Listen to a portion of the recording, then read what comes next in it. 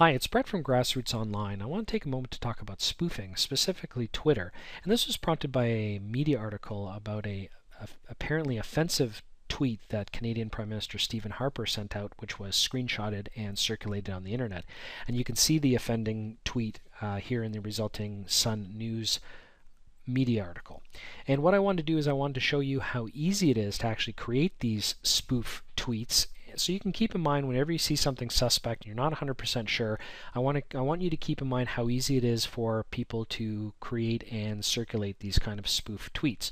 So what I want to use is a third-party application called Let Me Tweet That For You as the first example. So let's continue with Prime Minister Stephen Harper. Let's put in his username and let's have him talk about something that is completely realistic, which is me.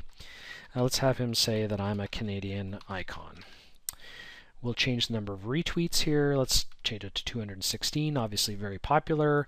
And once we save it, you can see it's fairly authentic. Couple dead giveaways. Number one is that the Twitter username, in this particular case, my username, is not hyperlinked. So that's a dead giveaway because that's Twitter hyperlinks usernames. And number two, these ones are actually pretty good, but I've seen where this particular application generates very spammy looking retweets, and they just look like fake accounts. But in a pinch, that would work relatively well. I want to show you a second option that gives you a lot more flexibility and a lot more ability to create basically any kind of tweet that you want. And for this particular example, I want to use the Firebug extension for the browser Firefox. Once you load up Firebug, you can actually change any of the elements within the browser. So in this particular case, we're going to change what he's saying. So I'm going to insert some code with my username real quick. And what we'll do is we'll change what he's saying. So let's have him say is a Canadian icon, and we'll go a little bit further and say and a national treasure. And let's get rid of this link. We don't need this link. Let's get rid of these hashtags because they're not relevant.